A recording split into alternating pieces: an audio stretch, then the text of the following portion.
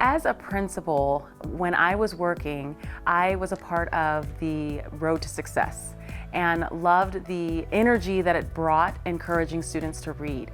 And so when I was contacted by the Women Who Succeed Network and they asked me to join, and they told me the premise and who was behind it, I absolutely knew that this was going to be a program that was going to be long-lasting and successful, and the idea and promise of mentorship was one that I have always loved for young women.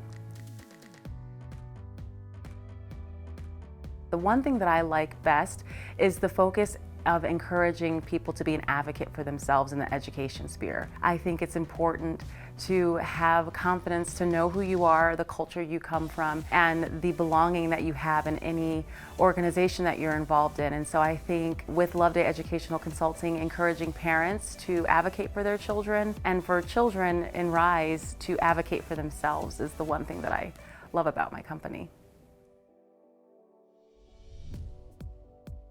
The one thing that I do to keep falling in love with what I do is surrounding myself with people in the work. Diversity, equity, inclusion is not a one-time thing, and educating people about diversity, equity, inclusion is one that takes time for training and patience.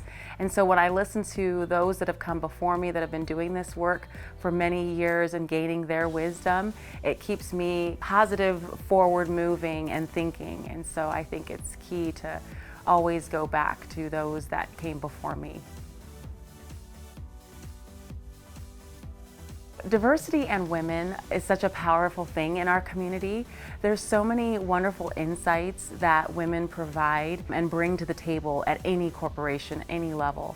And it's just an amazing piece that I look at some boards and I think, oh, you're missing that female voice. You're missing that intuition that we naturally have. And women in general are just a fabulous force of nature.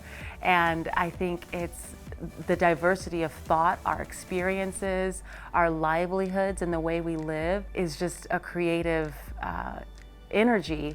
And I also often joke that sometimes we mother in the same language too. You know, watching refugees mother their children, and I don't understand a drop of their language, but I can tell when they're getting after them to clean up. And so diversity with women is something that each organization needs to have. It's just key to the operation and the successful growth of that organization.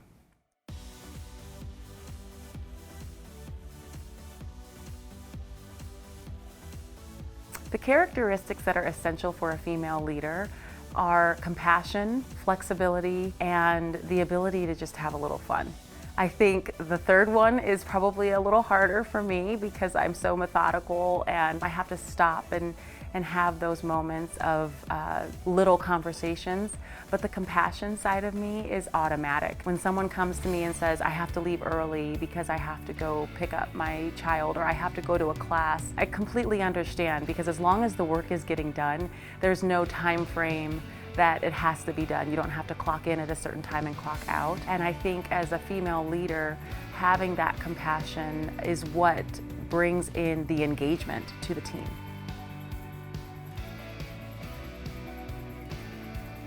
My personal values for me are what ground me.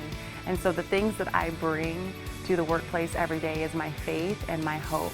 And Jesus is involved in that. And I think anyone that works with me knows that I'm gonna pray for anything and everything all the time when I don't have the answer. It's what grounds me. It's how I start my day, and how I turn on the radio and I listen to K-Love, and it's what grounds me. Doing this work, you have to have a sense of wonder of there's something greater.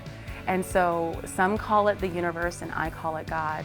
And I keep that in everything I do and who I interact with. There is going to be a sense of love in everything that I do. The most important lesson that I have learned is document everything. And I learned that from my dad.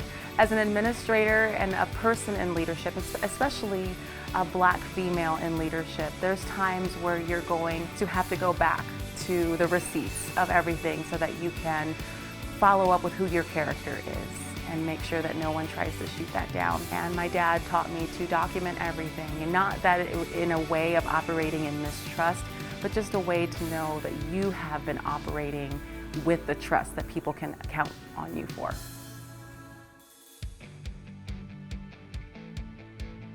The one thing that I would love to share with the women and girls in Utah is to not sell yourself short, to believe in yourself and to know that what you're doing at this moment is what you need to be doing, and to not compare yourself to what other people are doing. Everyone has a purpose, and their purpose is perfect for that time.